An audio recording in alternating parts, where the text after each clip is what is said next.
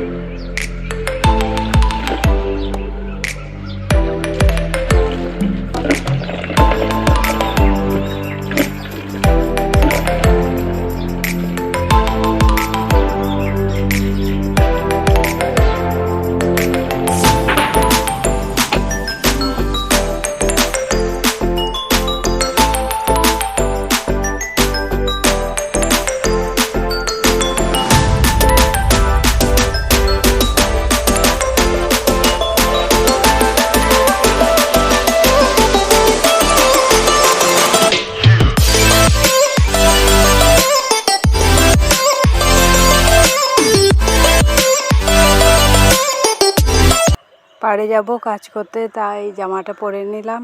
আর একটা গামছা তো দরকার, বাবরে এই যা রোদে গামছা এখন সব থেকে বড় সঙ্গে, গামছা আর জল। তাই গামছাটাও নিয়ে নিলাম, জামাটা পরে নিলাম। মাকে বলছি, মা পাড়ে যাচ্ছি, তুমি এদিকটা ঠিক করো, একটুখানি কাজ করো, আমি পাড়ের থেকে আসি, পাড়ে গিয়ে কাজ করি না। দিদি, বাবা, দাদা, অচিন দাদা চলে এসছে, ওরা ধানগুলো দিচ্ছিলো। তারপর আমি একটু পরেই আসলাম, এসে দেখছি যে ওরা ধান দিতে লেগে গেছে। তারপর মেশিনটা চালানো হবে, মেশিনে তখন দিদি আর আমি ঝাড়তে লাগবো।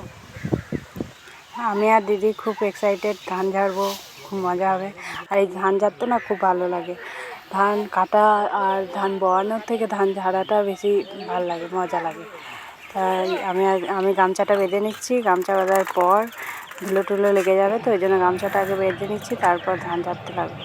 দিদি মেশিনটা চালিয়ে দিয়েছে অলরেডি, তারপর আমি আস্তে আস্তে যোগ দেবো।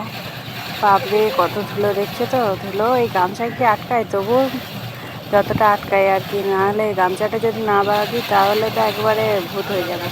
ওই জন্য গামছাটা দিয়ে যতটা পারা যায় আটকানো যায়, তাই গামছাটা একটু বেঁধে নিচ্ছি। বাবা দেখিয়ে দিচ্ছে দিদিকে যে এরকম করে ঝাড়, তাহলে আটিগুলো পড়ে যাবে না।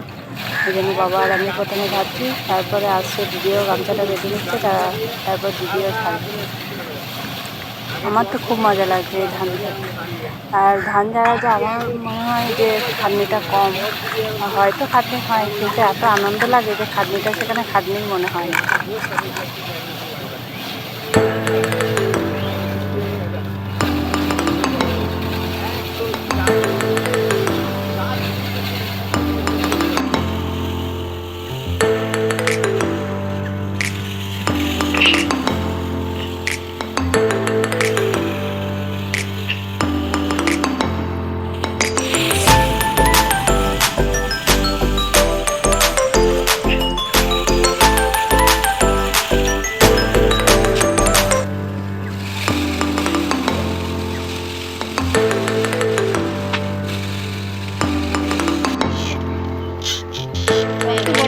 ঠান্ডা আছে।